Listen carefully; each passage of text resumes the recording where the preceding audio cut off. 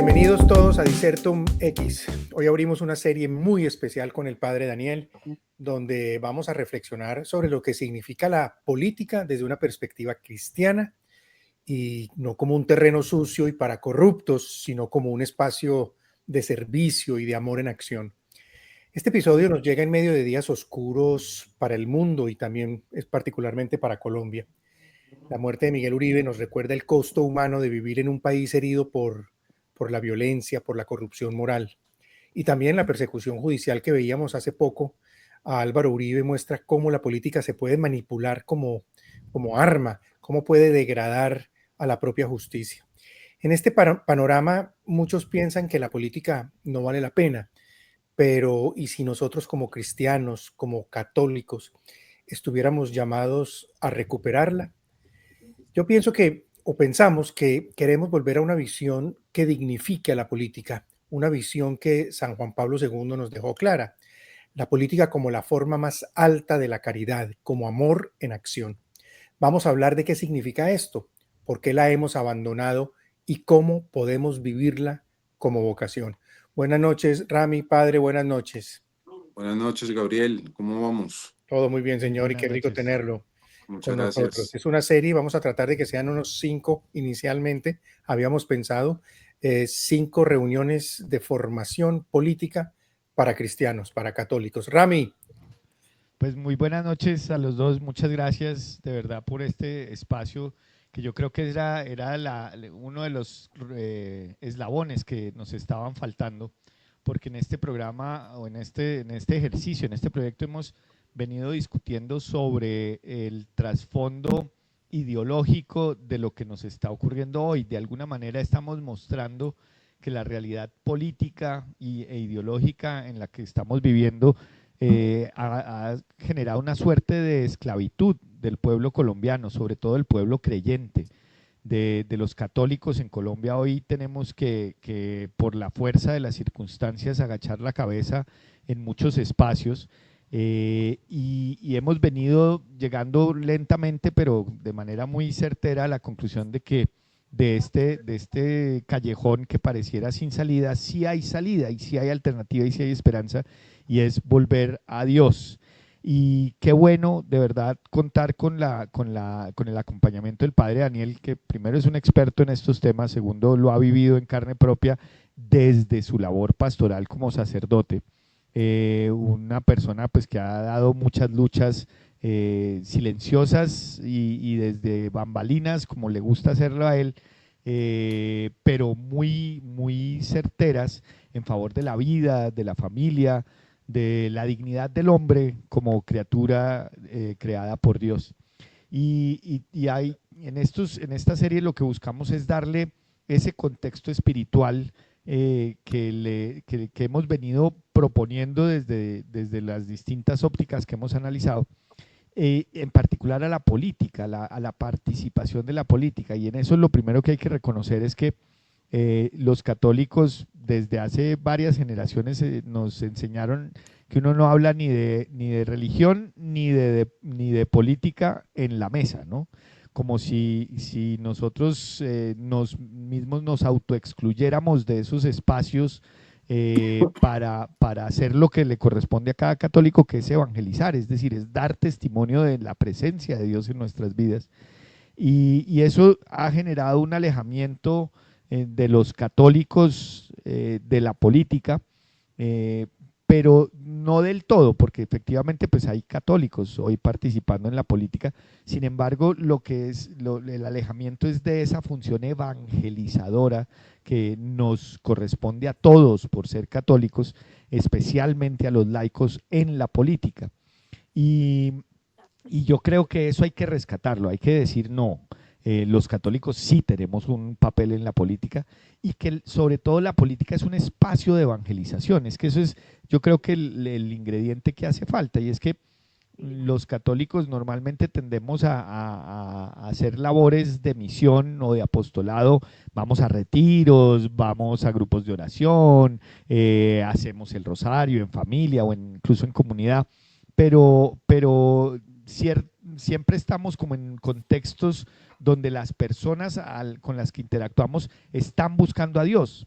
La política no tiene esa característica como espacio de evangelización. La política, por eso que estoy diciendo, ha sido cooptada por personas que no solo no quieren hablar de Dios, sino que en muchas ocasiones rechazan radicalmente a Dios. Y vemos cómo se le ha ido quitando espacio, por ejemplo, a los crucifijos de los lugares públicos, a siquiera mencionar la doctrina de la Iglesia Católica que lleva más de 2000 años de decantación, tampoco se puede mencionar. ¿Y qué qué se diría de uno mencionar pasajes bíblicos en una discusión del Congreso o en la opinión pública? Entonces, con eso nos han ido sacando de ese espacio como espacio de evangelización, y yo creo que hay que rescatarlo, hay que volver a nuestro origen, y esa orden o esa instrucción que nos da nuestro Señor de ir y evangelizar, es decir, ir y contar la buena nueva de que Dios se ha hecho hombre, ha nacido de una virgen, ha padecido los dolores más grandes en la crucifixión, y todo eso lo ha hecho por nosotros, y sobre todo que ha resucitado, y ha resucitado para mostrar que Él vence incluso a la muerte, y puede vencer nuestros más grandes enemigos, y que es Él el que tiene el poder para vencer. Entonces, esta reflexión sobre la evangelización de la política que vamos a hacer en estos capítulos, pues resulta muy importante, porque es efectivamente darle ese elemento que hace falta, y es llamar la atención sobre la obligación que tenemos los católicos de evangelizar incluso en la política. Y para eso, pues entonces vamos a revisitar algunos de los conceptos que ya hemos hablado aquí, el bien común, la doctrina social de la Iglesia y muchos otros elementos, pero contando con la buena orientación y los comentarios profundos del padre Daniel Bustamante, al que nuevamente le doy la bienvenida, le agradezco por su amistad, por su generosidad, porque nosotros grabamos a horas muy tardías y él le toca madrugar a celebrar Eucaristía, y lo tenemos aquí para poder conversar este tema, pero sobre todo para hablar abiertamente de estos temas que normalmente los sacerdotes, los prelados, pues no se sienten cómodos, a veces por ignorancia, a veces porque no les gusta estos temas, y qué fortuna para este país encontrar un padre como el padre Daniel que no solo se siente cómodo, sino que nos ha instigado a ampliar este proyecto de esta manera. Muchas gracias, padre, y De bienvenido. frente, muy bien. Padre, empecemos. Hablemos del sentido cristiano de la política. A nosotros, como dice Rami, nos están queriendo excluir a los católicos del mundo social, de la sociedad, de las comunidades. Nos están tratando de sacar. Aquí vamos a recuperar espacios. Y comencemos por ese. ¿Qué es eso del sentido cristiano de la política, padre?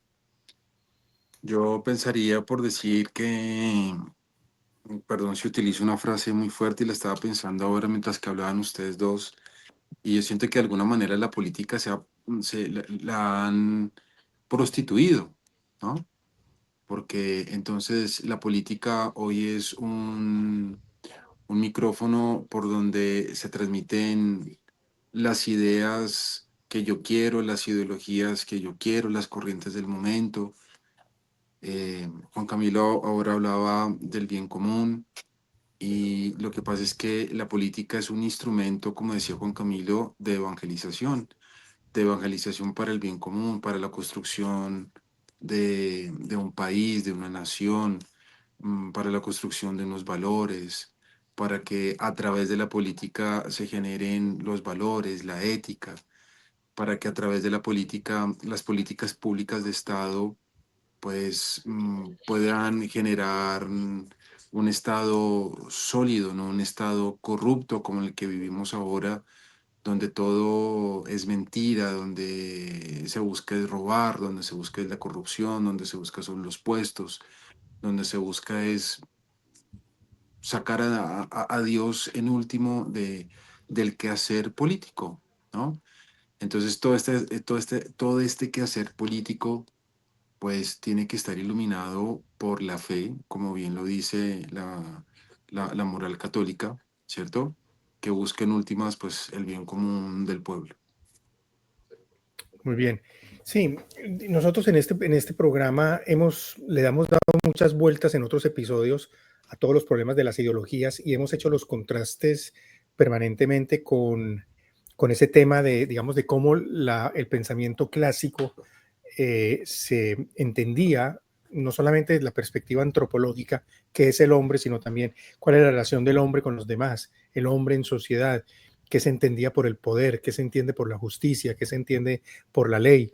Y en los repasos que nosotros hacíamos, veíamos cómo cada uno de esos elementos se han ido trastocando, se han ido corrompiendo.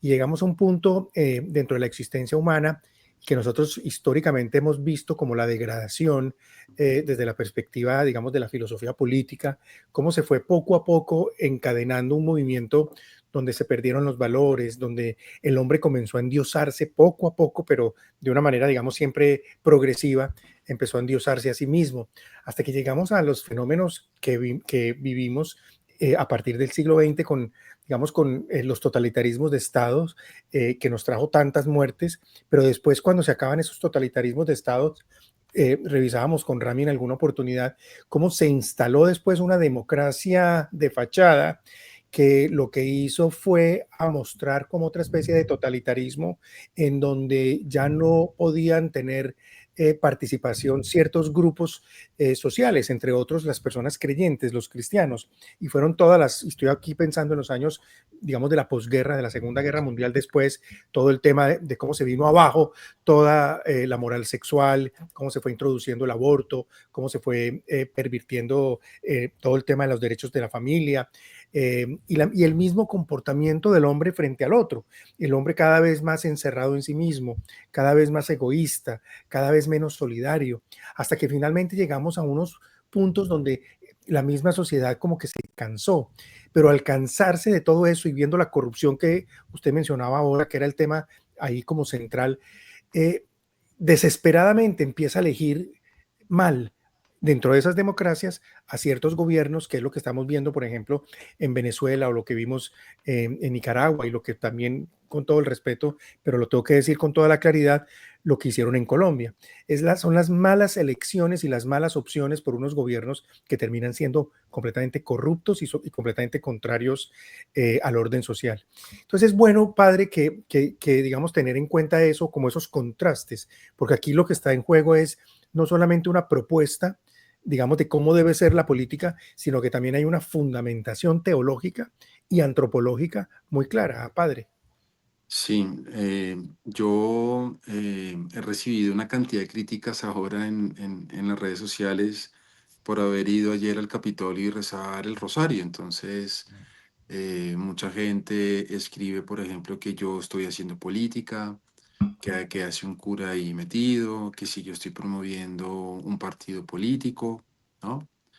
Entonces, me parece que eso es la política mal entendida, ¿no? Yo siento que hoy muchos jóvenes, porque la mayoría de las personas que atacan son jóvenes, pienso que son hijos de este tiempo, que han nacido en este sinsentido de mundo en el que estamos viviendo, donde se les ha vendido una idea errónea de lo que es la política, ¿no? Entonces, hacer política entonces es defender unos ideales. Entonces, si defender política es defender unos ideales, entonces los católicos no cabríamos, porque entonces los ideales católicos, los ideales del evangelio, entonces no caben, ¿no? Porque entonces, ¿cómo un cura va a rezar un rosario? ¿No? Entonces, claro, lo que busca o lo que yo veo en todas estas personas, en sus comentarios, es que no cabe Dios para dar un mensaje de esperanza y de luz, porque la política tiene que estar marcada o sesgada por ciertas ideas, ¿no? Es como lo que hace el comunismo. El comunismo se disfraza de democracia para introducir sus ideas, ¿no? Y entonces una vez que se ha introducido, quita la democracia e instala una manera nueva de gobernar, ¿no? Si ustedes me permiten, a mí me gustaría como introducir a Juan Pablo II, porque para mí Juan Pablo II ha sido el ideal, ¿no? Juan Pablo II tuvo que vivir primero, pues, la guerra, ¿no? Luego tuvo que vivir la ocupación nazi, todas las consecuencias ideológicas que tenían los nazis, y después tuvo que sufrir el comunismo. Entonces, él sí que vivió en carne propia esa situación de las ideologías nazis, del comunismo. Entonces, claro, uno podría preguntarse, ¿Juan Pablo II era un político? ¿No? Porque Juan Pablo II tumbó el muro de Berlín, tumbó lo que llamamos antiguamente la URSS, ¿no? Entonces, fíjense que Juan Pablo II no era simplemente un activista o un administrador público, sino que él en su corazón tenía una dimensión profundamente ética, ¿no? Él lo que quería buscar era la verdad, la justicia, la transparencia, ¿no? Era sobre todo una dimensión espiritual y humana. Él lo que quería buscar era que el hombre fuera valorado y aceptado por el mero hecho de ser hombre y de respetar su dignidad como hijo de Dios. Y me parece que Juan Pablo II entendía la política desde una perspectiva cristiana como servicio al bien común, ¿no?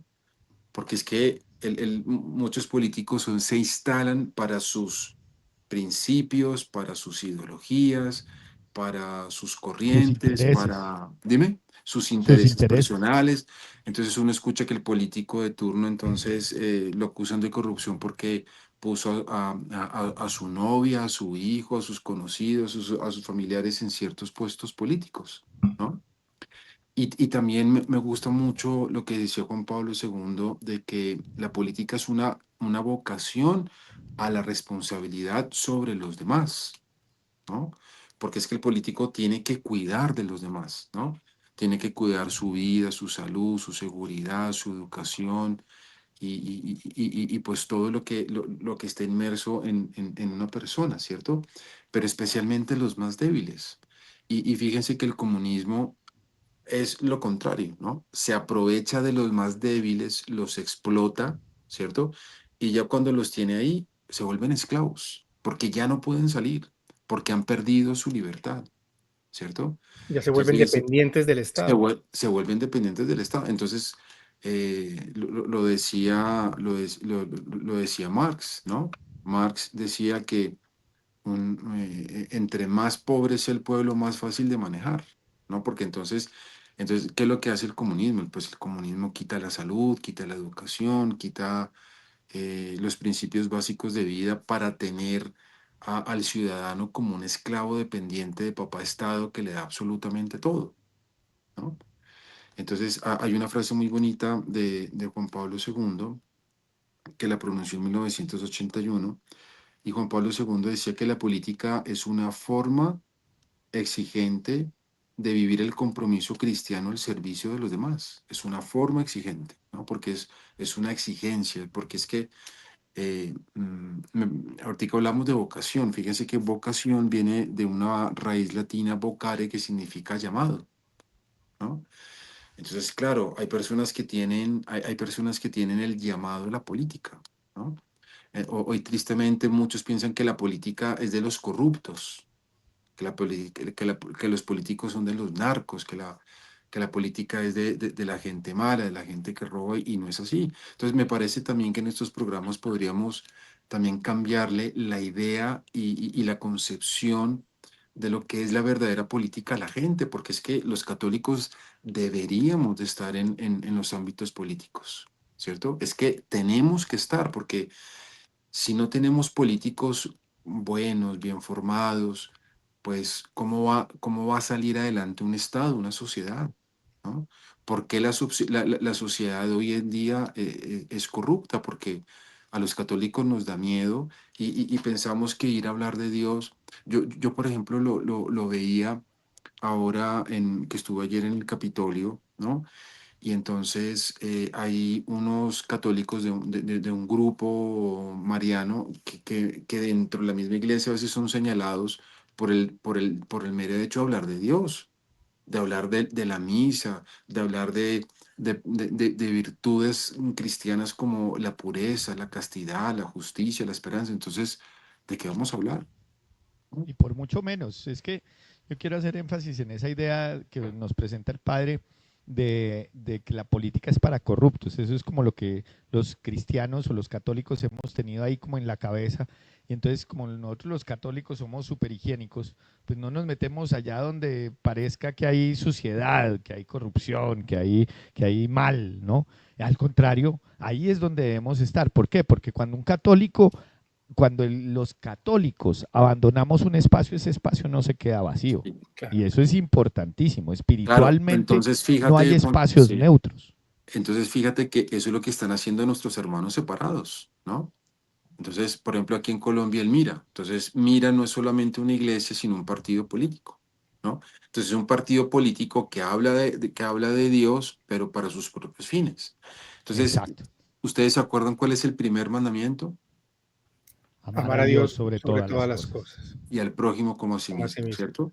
Entonces, fíjense que esto que hablaba Juan Pablo II de que él miraba la política como vocación, pues para poderlo vivir, fíjense que la política es una expresión del amor al prójimo, ¿no? Entonces, amar, ¿cuál es la definición de amar? Amar es buscar el bien del otro, ¿cierto? Yo amo a mi esposa, yo amo a mi hijo, yo amo a mi papá, yo amo a mi hermano, y yo como esposo, como papá, como hijo, como hermano, pues busco el bien del otro porque lo amo, porque quiero el bien para esa persona. Entonces, esa vocación al bien común de la que habla Juan Pablo II está basada en el primer mandamiento, de amar al prójimo, de buscar el bien del otro. Y cuando yo busco el bien del otro, pues estoy ejerciendo esa vocación a la política, ¿cierto? Entonces, fíjense que no es solamente una estrategia, una lucha de intereses personales, sino una entrega con responsabilidad hacia los demás. ¿Qué fue lo que hizo nuestro Señor Jesucristo en la cruz? Morir por un bien mayor, que es la vida eterna. Entonces, fíjense que aquí también está en juego, es que a mí me parece que la responsabilidad política de un político y que sea católico es el de ayudar a su pueblo a llegar a la vida eterna, ¿no? Porque entonces, claro, si un político se sube con ideas izquierdosas, marxistas, comunistas, pues está privando a su pueblo del bien último, que es Dios, que es la vida eterna, ¿cierto? Entonces, fíjense que todas estas ideologías totalitaristas lo que hacen es quitarnos a Dios. Lo primero que hacen es quitar a Dios, ¿no? Porque todas estas ideologías son ateas, ¿no? Entonces, nosotros éramos un estado confesional, ahora ya no somos un estado confesional, somos un estado ateo. Antes hablaban de estados laicistas, es que ya dejamos también de hablar de estados laicistas, ahora estamos hablando de ateos no confesionales, perdón, de estados no confesionales o de estados Y ateos. ateos, que eso es terrible. Claro, y les parece como una vergüenza enorme que se mencione la palabra Dios, salvo como un acto simbólico, pero son unos hipócritas, porque uno también mira la hipocresía de esta gente. Esta gente, claro, lo que decía Rami ahora, quitan a Dios, pero van a adorar a otra cosa, o a la Pachamama, o al poder dinero, o a lo que sea, pero siempre hay alguien que esté ocupando ese lugar de adoración. En cambio, nosotros no. Nosotros en algún episodio tratamos ese tema, padre, desde dos perspectivas. Uno, de una obra de Santo Tomás que se llama De Regno, donde analizamos cómo en esa obra Tomás de Aquino planteaba que todo deber mínimo de todo gobernante, claro, es el bien común, la búsqueda incansable del bien común, pero Tomás de Aquino entendía que ese bien común tenía una doble dimensión, por decirlo así, una dimensión temporal, pero también una dimensión trascendente, que es lo que usted está planteando en este momento. La política y la acción política tiene que ayudar al ciudadano a la felicidad eterna. Y esa es una dimensión que la filosofía política moderna completamente la perdió. Y segundo, con mayor razón, en estos regímenes Claro, ateos. claro, porque entonces comienza a ser una mirada meramente superficial, humana y terrena. No hay una mirada hacia lo trascendente, hacia el Así más es. allá. Entonces, porque lo que hacen es sesgar a la gente para que no piense, para que no actúe, para que no sea libre y de alguna manera se vuelve esclava, cuando el bien común lo que promueve es la libertad, ¿cierto? La libertad de expresión, la libertad de culto, la libertad que tampoco es libertinaje, ¿no? Porque entonces, claro, fíjense que Dios nos hizo libres, y nosotros tenemos un arma que se llama el libre albedrío, que si lo utilizamos mal, pues ya nos volvemos es libertinos. Entonces fíjense que lo que promueve de alguna manera la Virgen en Fátima le dijo a los pastorcitos que si no se consagraba Rusia al Inmaculado Corazón de María, Rusia esparciría sus errores, ¿cierto? Entonces fíjense que claro, Rusia ha esparcido sus errores, ¿no? Yo en estos días le escuchaba a un politólogo ruso, porque a mí todo este tema de Fátima me gusta, que esto que dijo la Virgen en Fátima de que los errores se esparcirían es porque de alguna manera el comunismo ha mutado, ¿no? Es como el coronavirus, dice que el coronavirus ya ha mutado en otras cosas, que si llegara otra vez una pandemia, pues se moriría un curvo de gente en el mundo. Entonces, fíjense que en lo que ha mutado el comunismo y lo que estamos viendo hoy, esto este tema de los LGTB, eh, el feminismo, el aborto, la eutanasia, ¿no? Todas esas cosas que llevan a la gente a una supuesta libertad, pero por debajo ahí es una esclavitud, que son ideologías que sesgan a la gente, Sí. que le hacen no creer en un Dios, pero que de alguna manera se están suicidando.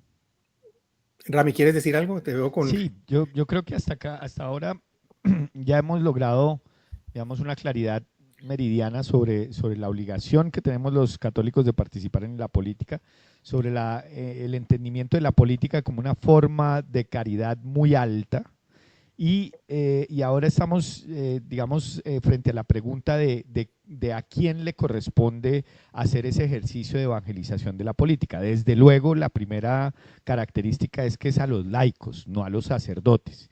Y yo creo que ni a los prelados, digamos, ni a los obispos, sin que eso no quiera decir que actos como que un sacerdote celebre una Eucaristía en el Congreso, o como usted, padre, un sacerdote que oriente o anime un rosario en el Congreso con políticos, eso es actividad pastoral sacerdotal propia del sacerdote, que implica un acto de evangelización de la política, pero no es un acto político, al contrario, es un acto de evangelización, de apostolado, de sacerdocio, efectivamente entendido, al punto que uno se conmueve. Yo me conmoví de verlo a usted y al padre Juan Diego, a quienes quiero muchísimo, ahí liderando un rosario en ese contexto. Es que esa es la forma, esa es la respuesta que yo quisiera que este país le diera a todos estos fenómenos horribles. Pero entonces, si son los laicos los principales llamados a la evangelización de la política, queda la pregunta, bueno, ¿qué tipo de laico es el que estaríamos buscando? Y ahí les quiero proponer a los dos un problema que hemos enfrentado en este sector de los católicos que estamos tratando de evangelizar la política, y es, ¿quién sería el candidato ideal para ayudar en este ejercicio de reevangelización de la política en Colombia? Hay como dos opciones, siempre. Una es o llamar al político de carrera de toda la vida, que sabemos que va a misa, que sabemos que es un católico practicante, que sabemos que es cercano, digamos, a los movimientos pro vida y todo esto, y decirle: asuma usted las banderas de la protección de los ideales católicos y cristianos, y la defensa de los valores de nuestra fe en la política. Y la otra es traer personas que no tienen entrenamiento en la política, pero que han tenido mucho entrenamiento en la labor misionera, ¿sí? Que han sido personas que se han dedicado a actividades de apostolado durante mucho tiempo y en muchos escenarios, no en la política, y decirles a ellos: venga, ahora eso que usted ha hecho en esos escenarios de apostolado y de evangelización, ahora tráigalo a la política. Nosotros le enseñamos, digamos, la parte técnica de la política, y haga esa labor de evangelización que estaba haciendo Sí, en pero el lado apostólico, y ahora hágala en la política. ¿Cómo ven ustedes eso? yo no estoy de acuerdo con lo que tú dices, porque yo, por ejemplo, veo aquí en Colombia muchos políticos de muchos años, de mucha trayectoria, resentidos, ¿no? O sea, uno ve a esos políticos y, y hay en su corazón heridas, la manera de hablar, su manera despectiva de comportarse. Entonces es como cuando a mí como sacerdote me preguntan, padre, ¿cuándo comienza la preparación al matrimonio? ¿No? Y entonces pues yo les digo, la preparación porque claro, mucha gente piensa, no, pues la preparación al matrimonio es 15 días antes del matrimonio, un mes, ¿no? No, cuando se hace el curso prematrimonial, pues falso, falso, ¿no? La preparación al matrimonio comienza desde que uno es niño en la casa, cuando uno ve a su papá y a su mamá que se quieren, que se respetan, cuando uno ve que en la casa se bendicen los alimentos, que en la casa se reza el rosario, que en la casa las hermanitas se visten por allá en un sitio y el niño se viste en otro sitio, ¿no?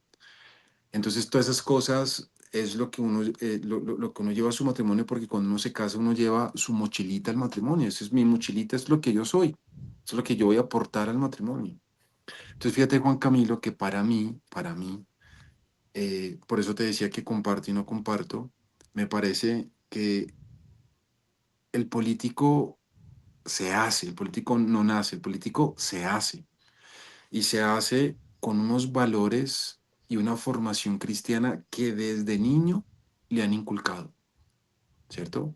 Porque yo no me gusta, no me gustaría decir nombres, pero es que uno ve unos personajes en este país, bueno, en este país no, y en todo el mundo, que llegan a un puesto político y lo que llegan es a dañar, a arrasar, ¿no? Con su odio, con su herida, ¿no? Entonces, a mí me parece que las personas, tú preguntas, ¿quién debería de ser?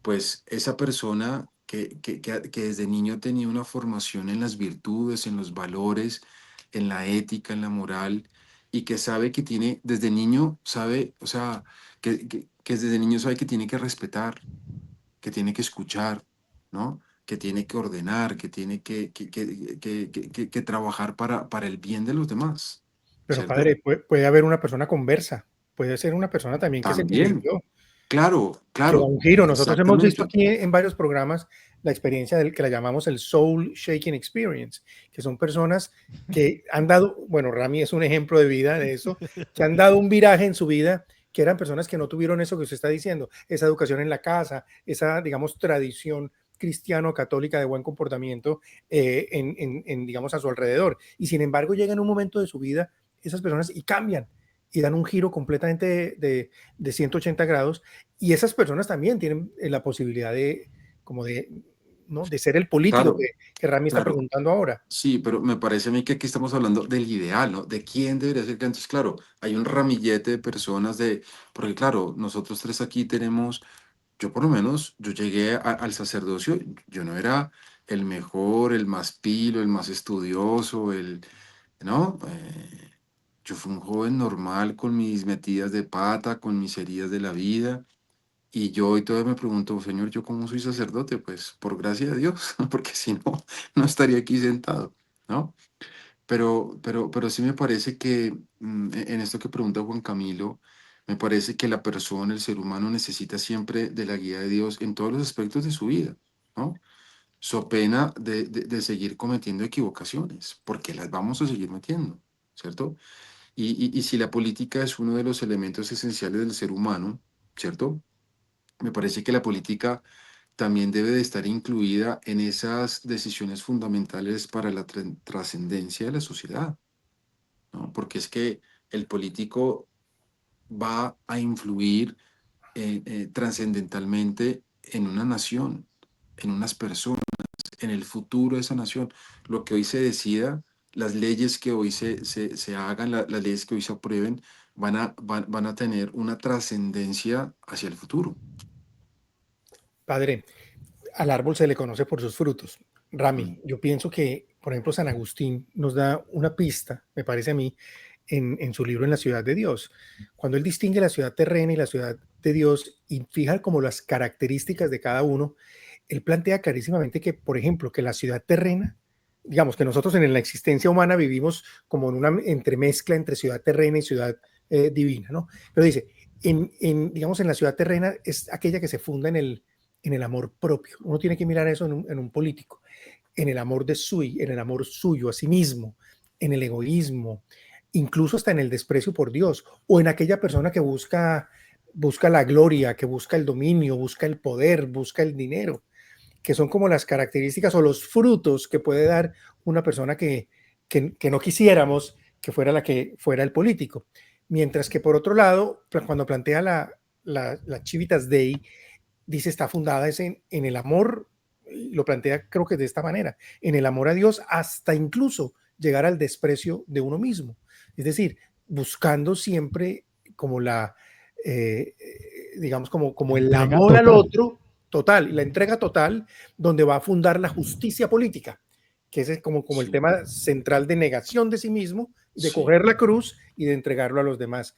Es que Piensa, por ejemplo, en un juez que se sobreponga a sus odios personales o a sus propios defectos y que va a fundar la justicia en Dios. Hoy estamos acostumbrados a que no, a que los jueces son unos partida de ideólogos que empiezan a fallar de acuerdo a los odios o a las creencias que tengan en su haber y en su corazón, lo cual es absurdo, es la justicia completamente manipulada.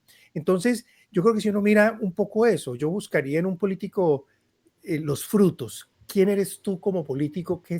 Fíjate que en Miguel Uribe uno encontraba mucho digamos, de muchas características y en muchos políticos, no hablemos pues digamos, no vemos todavía nombres particulares, pero uno sí podría hacer el ejercicio de buscar muchas virtudes y cualidades en algunos de ellos. Rami. yo ahí quiero meter la cucharada por una cosa, y es que esto va a salir caro en este programa, pero bueno, y es que, a ver, yo sobre la pregunta de a quién escoger, yo creo que vamos en el camino, en el mismo camino todos. El padre dice, vea, es una persona que tenga unos valores y que puede ser o de cuna o por conversión, dice Gabriel.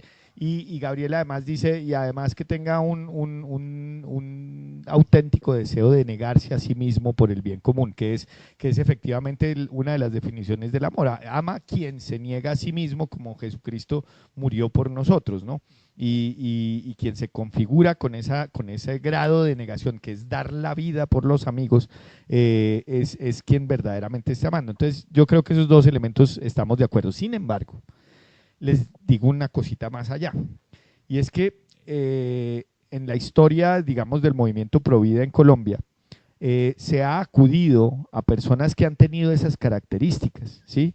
Que tienen una formación muy clara en valores, en principios, en lo que está bien y lo que está mal, y que además un recorrido que ha dado pues algunos frutos, porque han dado algunas victorias, pero cuando ha sido el momento definitivo, y lo recordarán ustedes en un ejemplo que además hay uno pasado y uno más reciente, que es el referendo por la vida, ¿sí? El padre yo creo que ayudó a recoger firmas en el primer referendo y en el segundo.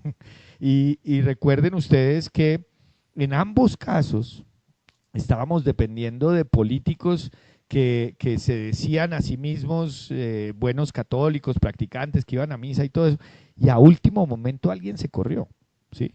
Y alguien se corrió porque tal vez le faltó ese elemento de dar la vida por los demás en el grado extremo, porque ya implicaba un acto de casi de martirio, porque las cuentas no les daban y entonces no tenían los votos suficientes, entonces preferían simplemente no seguir acompañando algo que ellos pensaron que era fracasado, porque efectivamente si uno hacía las cuentas humanas eso fracasaba, pero no se le dio la confianza a Dios, ¿sí? Y esa falta de fe de esos líderes políticos es la que Clave. siempre nos ha llevado al fracaso. Y ahí es entonces donde yo quiero hacer un paréntesis. Y es que esos dos elementos que ustedes dan, yo los veo insuficientes. No es suficiente con votar por un político convertido que vaya a misa. No, tiene que ser un político entrenado en lo que significa apostolar. Y esto ustedes dos lo saben muy bien. Y es que cada vez que uno va a hacer un apostolado, por bobo que sea, por ejemplo, va a ir uno a un retiro a servir, ¿sí? La semana anterior, la vida se le vuelve un 8, ¿sí? Y entonces se le daña a uno el carro, tiene una discusión en el trabajo, pelea con la esposa, bueno, todo se le enreda, ¿sí?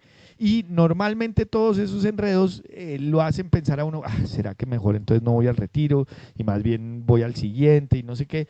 Y ahí, en esas pruebas pequeñas, es donde uno, o más bien donde uno prueba su lealtad a Dios, en lo pequeño. Y dice, hombre, sí, se me estrellaron el carro, de pronto no lo mando a arreglar el sábado, sino el próximo fin de semana y voy al retiro.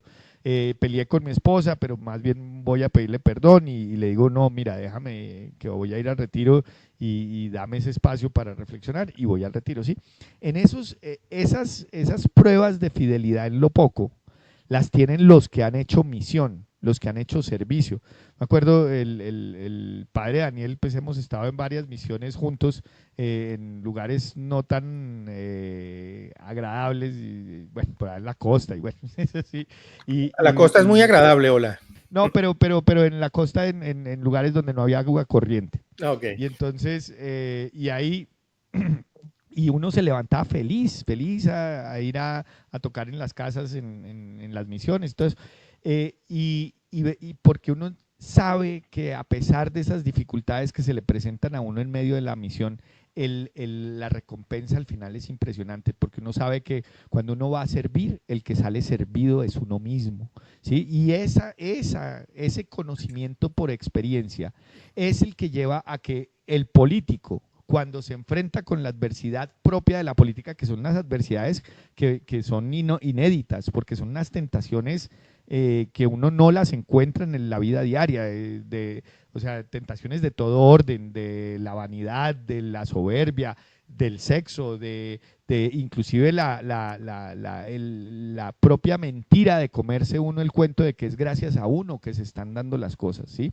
El enamoramiento de la propia obra, todas estas tentaciones solo las puede resistir quien ya ha estado habituado por su actividad apostólica a soportar tentaciones similares. Por eso yo les diría, tenemos, o sea, cuando vayamos a escoger a quién nos va a representar en esta tarea de evangelización de la política, no basta con que vaya a misa. Yo creo que al final de cuentas, quien represente esta tarea de evangelización de la política en Colombia y en el mundo está sometido a un grado de exigencia mucho mayor.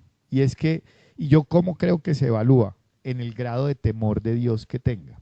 Muy bien. Y el temor de Dios implica que Sí, cada acto que uno hace, primero, lo hace con plena conciencia de que no es uno el que actúa, sino es Dios. Y segundo, con plena conciencia de que uno debe estar en las condiciones óptimas para que, espiritualmente hablando, para que Dios actúe a través de uno, es decir, para que Dios lo use como instrumento. claro. Y entonces fíjate que en eso que dices, Juan Camilo, estamos totalmente de acuerdo. Hoy la mayoría de los políticos utilizan la palabra paz para, o sea, hoy la palabra paz significa todo y la palabra paz vale todas las campañas del mundo, ¿no? Pero me parece a mí que el mundo no va a alcanzar la paz mientras que la paz, pues, se siga solucionando con guerra, porque entonces paz es sinónimo de guerra, ¿no? Y así hay muchos políticos, pero eh, a mí me parece que verdaderamente el mundo no va a alcanzar la libertad hasta que no comprenda que la auténtica libertad es romper el yugo del pecado, ¿cierto? Y era lo que, lo que tú decías, ¿no? Porque el pecado arrastra en el interior de cada uno una serie de circunstancias que esclavizan al ser humano. Y nosotros vemos nuestros políticos y esos son, pero mejor dicho, corruptos, mentirosos, dobles, hipócritas. Pues a mí me parece que el Señor Jesús lo ha dicho todo con claridad. Yo soy la verdad, el camino y la vida, ¿no? Y hasta que no reconozcamos el yugo del pecado, hasta que no venga un dirigente donde nos guíe con total transparencia y como tú dices, Juan Camilo, con temor de Dios, pues no va a haber un camino de construcción de paz, de libertad, donde las políticas públicas que se hagan no van a ser buscando el bien común, que las políticas públicas que tenemos hoy es buscando congraciarse con este partido político, con esta ideología, con este pensamiento, con esta empresa o familia que dio esta platica, ¿no?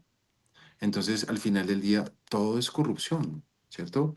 Por eso me parece a mí que los compromisos que tiene que asumir todo gobernante primero, pues es el progreso moral del pueblo, ¿no? Claro. La Entonces, santificación, padre, porque exactamente, esa es la entonces, santificación. porque, claro, porque entonces fíjate que ese progreso moral que trae el progreso material, que es la consecuencia, ¿no? Porque es que yo no puedo tener un proyecto político donde lo principal sea lo moral, perdón, donde lo principal sea lo material y donde vale todo. No se puede. Primero venga y construyamos lo moral, construyamos la persona. O sea, si yo construyo el ser humano, si yo construyo el ciudadano y lo formo y le pongo justicia, verdad, caridad, transparencia, honor, lealtad y todas las virtudes, es por ver, ese ciudadano, donde quiera que está, pues es una persona que tiene un bien moral y que va a producir un bien material para el beneficio del bien común. No, muy bien. A ver, vamos recogiendo por lo menos parcialmente lo que llevamos. La política como una actividad de amor al prójimo, de servicio, de la más alta forma de caridad, siguiendo los planteamientos de Juan Pablo II. Y la pregunta fuertísima de Rami de a quién debemos elegir o quién cumple con esas características. Y por ahí hablábamos, bueno, la persona que se niega, sea capaz de negarse a sí misma, que tenga temor de Dios y de alguna manera una persona virtuosa. Yo no me atrevería a decir que una persona cumpliendo esas tres características sea requisito único o requisitos únicos para buscar a un candidato, porque yo pienso que la santidad también es un llamado o digamos Un que estas proceso, o es es un un camino. proceso, es un camino, se puede en la marcha ir adquiriéndolo. Yo puedo dar un ejemplo, ahorita mencioné a Miguel Uribe, pero supongamos una persona, Donald Trump. Donald Trump no es probablemente bajo esos estándares, porque ni siquiera es católico, un buen político. Sin embargo, es una persona que muy probablemente está trayendo mucho bien a muchas personas. O el mismo, es decir, lo que estoy tratando de plantear acá es que una persona puede ir adquiriendo una mayor gracia a medida y un mayor acercamiento a medida que va transcurriendo su vida y su ejercicio profesional. Lo Y, importante sí, porque es que la virtud es un hábito operativo de la Sí. voluntad que se va ejerciendo hacia una finalidad concreta. Segundo, la negación de sí mismo como una actitud personal de saberse que ante la tentación tiene que mirarse y decir no, pegarse de la cruz. Y tercero, el darse a los demás siempre con esa entrega total y plena y con lo que tú dices de temor a Dios, que eso lo planteamos también en otro episodio. Entonces yo pienso que, porque de lo contrario estamos creando unos ideales inalcanzables, Rami. no, no, yo estoy de acuerdo contigo, que la conversión es un proceso y es un camino y se va dando. Pero ojo, porque es que una cosa es votar por un católico, por un político que ya está convertido, que ya inició su conversión, es decir, que tiene temor de Dios, que entiende el valor de formar parte activa de la iglesia y obtener los favores y los bienes que recibe uno de los sacramentos, y que tiene un compromiso 100% con la moral católica, es decir, que no está en duda. Y otra cosa es votar por una persona esperando que, como es tan buena gente, Ah, en no, de mitad de la acuerdo. presidencia se convierta, No, ¿sí? de acuerdo. Eso no. ¿Por qué? Porque yo entiendo, digamos, y soy beneficiario de las bondades que tiene el gobierno de Trump hoy en día. Es decir, la política colombiana hoy permite que personas como nosotros discutamos. YouTube nos permite hablar de Dios en la política y en contra del COVID, y todo eso es gracias a que Donald Trump está en la presidencia en Estados Unidos. Entonces, no quiero desconocer esa importancia. Lo que sí quiero decir es que si uno en un país como Colombia, que es profundamente católico en sus raíces, en su cultura, en su origen, sigue votando por personas que se portan bien, digamos, que son buenos seres humanos, eso ya lo hemos hecho. Lo hicimos con Santos. Y lo que pasa es que no sabíamos su vida oculta, entonces no sabíamos qué tan falso iba a ser, pero pensamos que él era un buen ser humano. Lo hicimos también con Duque. ¿Sí? Duque pensábamos que era también un muy buen ser humano. Es más, le tuvimos mucha fe al proceso de fe de su esposa, ¿sí? Y dijimos, ah, por ahí es, Pero este nos va a sacar. Rami, Y ambos, sin haber sido conversos, digamos, sin haber iniciado un proceso de conversión sólido, ¿sí? Y yo les digo, Yo no quiero más eso. A lo que me refiero es a que sí, que yo sí creo que este tema de que sea una persona que ya esté en su camino de conversión, no alguien que ojalá llegue a convertirse, no, que ya esté en su conversión, es lo que necesita Colombia. De resto, son pañitos de agua tibia que lo único que hacen es enredarnos más. Ahora, pero nos falta un elemento que lo hemos tratado con el padre mismo en el episodio, en algunos de los episodios anteriores, y es relacionado con la purificación y la necesidad de entregarnos en oración a Dios. El país que pide perdón, el Sí, país que clama, el país, la campaña del Padre del Millón de Rosarios. Todo eso de alguna manera es pedirle a Dios que nosotros solitos no podemos, que por favor nos envíe quién nos debe gobernar. Piensa en el pueblo judío cuando sí, se sentaban a rezar por el rey. ¿Quién? claro. Envíanos al anointed, al que vas a consagrar, Ungido. Padre. Sí, no, es que conectando con lo que tú me estabas diciendo, Gabriel, y con lo que preguntaba anteriormente Camilo, de que quién es el verdadero político, pues hay un aspecto que se nos quedó en el tintero y es que la verdadera acción política tiene que estar dirigida a la dignidad del ser humano, ¿no? Desde ese que verdaderamente, ¿dónde comienza la dignidad del ser humano? Desde su concepción hasta su muerte natural, ¿cierto?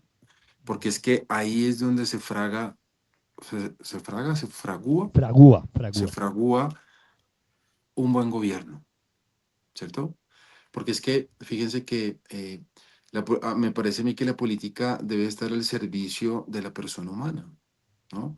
Si tú promueves a la persona humana en sus estudios, en su vida económica, en su vida familiar, en su vida religiosa, pues le estás promoviendo su dignidad, o sea, va a sentir útil, se va a sentir libre, ¿cierto? Si tú promueves sus derechos y sus deberes, pues esa persona va a ser un buen ciudadano, ¿no? Y va a promover lo que hablábamos ahora, el bien moral, porque se va a dar cuenta que ser pillo no paga, pero que ser bueno paga, ¿cierto? Entonces, ¿eso cómo lo ve? Pues beneficiado en que hay un buen estilo de vida, hay buenas autopistas, hay buena infraestructura, hay seguridad, ¿cierto? Eh, por eso me parece a mí que Juan Pablo II criticaba todos esos sistemas que subsidiaban a las personas por el Estado, porque si no se promueve la dignidad de la persona, pues estamos creando parásitos buenos para nada, ¿no? O sea, necesitamos personas que piensen, ¿no? Personas que aporten, personas que den, personas que, claro, la fe es la base, ¿cierto? Pero la fe es la base para el desarrollo intelectual, personal de cada ser humano, ¿cierto? Y me parece a mí que también los excesos del liberalismo económico dañan y corrompen el corazón de la persona. Por eso el Estado tiene que buscar la dignidad de la persona para acompañarlo y de alguna manera llevarlo. Juan Pablo II, digamos, seguía muy de cerca la tradición que aquí hemos planteado, por ejemplo, la tomista. Si uno mira, por ejemplo, eso que usted está diciendo, padre, eso tiene un nombre muy claro y es la ley natural. O incluso yo iría un poco más allá, como esa interrelación entre ley natural y ley positiva. Yo me acuerdo de un queridísimo profesor que quise muchísimo, que ya falleció, el doctor Rafael Nieto Navia, que nos enseñaba este tema de la ley de los cuatro escalones en Santo Tomás. Cuando estábamos muy jóvenes, pero yo me acuerdo que él siempre nos decía mucho, para los que quieren y piensan hacer política algún día, por favor, este tema de la ley en Santo Tomás es crucial, pero no solamente ley natural y ley humana, sino también ley divina y ley eterna. Tener el big picture, tener completamente la comprensión que en Santo Tomás es impecable el desarrollo de eso. Un político que conozca el planteamiento, digamos, como el padre planteaba, de la ley natural, como consecuencia necesaria va a entender muy bien el significado del bien común y de la dignidad humana. Sí, es que fíjate que Juan Pablo II, me acuerdo ahora, él hablaba de humanizar la política, ¿cierto? Y Juan Pablo II afirmaba que la política debe estar al servicio de la persona humana, no de ideologías o de partidos o intereses políticos, ¿cierto? Creo que eso lo dijo en Centésimos Años, Sí. ¿no? Entonces, claro, humanizar la política pues significa respetar la vida, respetar la libertad, respetar la familia, la ciencia, los derechos fundamentales de la persona, porque si tú le respetas eso al ciudadano, ese ciudadano consecuentemente va a dar más. Eso es lo que construye sociedad, ¿cierto? Entonces, desde ahí me parece a mí que se tienen que construir las políticas públicas. Eso es lo que le da seguridad a un Estado de Derecho. Eso es donde verdaderamente se ejerce la democracia, ¿no? Porque entonces hoy para muchos democracia, ¿qué es? Hacer lo que yo quiero, las leyes a mi gusto. En este momento las ideologías han penetrado tanto nuestra sociedad que eso que con claridad absoluta debió haberse aplicado hace varias décadas, que fue digamos, toda la propuesta que hay en Centésimos Annus sobre cómo combatir el comunismo, ¿sí?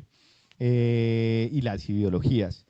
Hoy en día ya es más difícil, porque por ejemplo, padre, si usted, a pesar de que los derechos humanos tienen inspiración católica, si usted hoy habla de que es activista de los derechos humanos, inmediatamente tiene que suscribirse al aborto, a la eutanasia, a la muerte digna, a los Exacto. ¿Cuáles derechos derechos humanos? sexuales y reproductivos, a la ideología de género. ¿Y todo por qué? Porque esos conceptos han sido corrompidos, pervertidos Y por cuenta de las ideologías y de su claro, expresión en el escenario entonces, público. Y por ejemplo, entonces sí, ahora ya decir que es un político que defiende los derechos humanos, yo ya le empiezo a revisar con cuidado qué ¿Cuáles? tipo, porque Alejandra Ocasio Cortés es súper human rights defender, ¿no? Y es la más progre de todas en el Congreso estadounidense. Y lo mismo acá. sí, Aquí mira, los más abortistas y todo eso se jactan de decir que es que ellos van en favor de los derechos humanos y que su bandera es la protección de los derechos humanos. Entonces, La misma Corte nuevamente creo que Constitucional que eso se es, arroga el título de gran defensora de los claro, derechos de los derechos fundamentales. humanos. Entonces, sí. Y Eso no hoy en día, en ese, solamente, sí, y no solamente eso, sino que hay gente que son muy buenos católicos, pero cuando llegan a ciertos estrados, ¿cierto? Ya se quitan, ya se quitan como máscara. su camiseta, no, como su camiseta de católico y se colocan una máscara. Porque entonces cuando llegan a ciertos estrados ya hay que ser políticamente correcto. así Entonces, es. de esto no se puede hablar, de esto no se puede tocar, ¿no? Entonces, ¿qué pasa? Perdón si me pongo ejemplo, pero no soy ejemplo de nada. Pero, por ejemplo, lo que decía ahorita Gabriel, el rosario del millón de rosarios, ¿no? Entonces, que como un padre va a salir a hacer política, que como un padre va a decir, va a hablar del comunismo, que como un padre va a hablar de ciertas cosas, ¿no? Hay una persona que me decía, padre, mira, antes de salir a usted a hacer ese rosario, usted piense si está dispuesto a todo, porque lo van a tildar, lo van a acusar, van a utilizar una frasecita, ¿no? Entonces, y yo de alguna manera pues lo estoy viviendo, ¿no? Entonces, se me vienen a la cabeza en este momento las palabras del Evangelio que dice el Señor, si alguien me niega, si alguien me niega delante de Mira, los hombres, yo lo negaré, a esa persona yo lo negaré delante de mi Padre que está en los cielos, Así ¿no? es. Y por eso es que somos unos afortunados, padre, porque usted está aplicando lo que dice San Ignacio y es el ayer e contra. Y es que por fortuna le han dicho a usted esto y usted también ha tenido que soportar la persecución y la presión de dar la cara y de entregarse por la verdad en público. Y qué bueno que entonces tengamos Sí, este espacio, porque este es el espacio en donde usted le está dando el contenido espiritual a esa acción pública que es básicamente la evangelización de la política. Porque al claro, final del entonces día fíjate, eso es sí, un acto del pueblo de sí, Dios, entonces fíjate que político y público, de el, rendirse a la voluntad de Dios. exactamente, entonces fíjate que el primer político, ¿no? Fue San Juan Bautista, porque San Ujú. Juan Bautista murió por la verdad, ¿cierto? Claro, Porque claro. él le dijo a Herodes, oiga, usted está en adulterio, usted está viviendo con la esposa de su hermano y pa'l papayo, ¿cierto? Entonces, por eso tristemente hay muchos curas y muchos obispos, yo no sé si me van a asesorar por esto también, pues no hablan con la verdad, les da miedo. porque les da miedo mojarse, les da miedo que los tilden de un lado, de otro lado, Sí, partidistas, hay ¿no? hay una hipocresía en la vida política impresionante. El vacío moral en la política hoy en día, sin embargo, es llenado por ideologías destructivas. Y yo pienso, padre, ya para ir terminando, porque se nos está yendo muy largo, Rami nos puso a discutir mucho, pero vamos concluyendo. Yo diría que cuando los católicos, las personas de buena voluntad, para no caer como en esas precisiones todavía, Rami, ¿no? De la santidad, se retiran de la vida política, dejan un vacío que no permanece neutro. Y ahí está, digamos, el punto clave, porque rápidamente es ocupado por ideologías destructivas como lo hemos visto, que buscan imponer sus agendas contrarias a la ley natural y a la dignidad humana, a pesar de llamarse defensoras de derechos humanos. Estas corrientes no solo distorsionan el sentido del bien común, sino que además lo acomodan, terminan moldeando las leyes, la educación, que lo hemos Claro, pero tratado en entonces otro fíjate que episodio. eso también, Gabriel, termina alejando a las personas de Dios y con lo que lo que hablamos ahora de su fin último. Y quiero traer a colación el ejemplo de Tomás Moro, ¿no? Muy bien. Tomás Moro, ¿por qué murió? Tomás Moro, el Papa Juan Pablo II lo declaró el patrono de los políticos, ¿no? Y Tomás Moro murió por decirle la verdad a Enrique VIII y por ponerse en su sitio, ¿no? Entonces fíjense que Tomás Moro quería que las personas cambiaran su conciencia por la mentira. Entonces hoy muchas personas venden su conciencia por un puesto, bueno, por las razones que sean y pierden el sentido de su fin último en esta vida. Y me parece que la gran discusión aquí esta noche, y para mí sería como el punto básico, es que el político tiene que llevar a la persona a confrontarse consigo mismo para con su propia libertad llegar a su fin último, que es la vida eterna. Y ahí iba a terminar yo con ese tema, que a pesar del vacío, tenemos esa responsabilidad y es una responsabilidad que hay que asumirla con sacrificio, incluso con el sacrificio de la pérdida de la propia vida. Rami, vas a terminar con algo.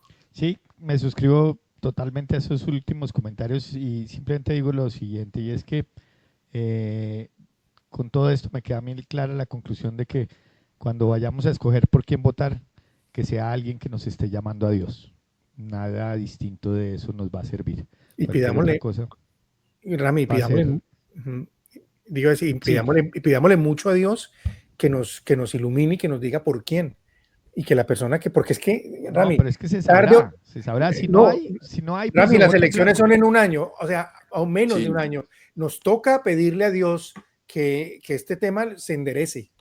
Pero también hay otro elemento que eso yo creo que lo vamos a discutir en un programa más adelante y es que ¿de qué nos sirve que Dios nos regale al mejor político católico convertido, santo que haya sobre la faz de la tierra si el pueblo no se ha convertido?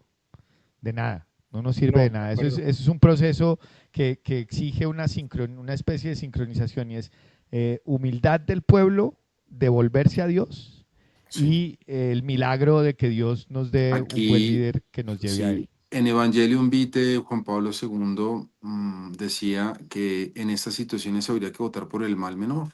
Porque es que, fíjense, hoy A salieron, mí no empecemos con esta discusión. No, padre, ese tema Rami, no Rami tiene una tesis que si quieren en el próximo episodio la discutimos, pero no, ahí ya sería muy complicado. Claro, despidámonos. Rami, despidámonos. Siempre queda y sigue, sigue mi pregunta abierta. O sea que no hemos tocado fondo. Seguimos sin tocar fondo en Colombia. ¿Qué más males necesitamos? Quién sabe. Pidámosle a Dios de que ya hayamos tocado fondo y que estos sufrimientos de los últimos días nos hayan abierto el corazón para clamar a Dios perdón y para que nos tornemos a su corazón realmente como debe ser. Padre, muy bueno, muchas gracias por su compañía, Rami también. Bueno, un episodio un poco movido, pero de eso se trata. Para eso estamos. Muchas Bueno, gracias a todos. Dios los bendiga. bendiciones. gracias.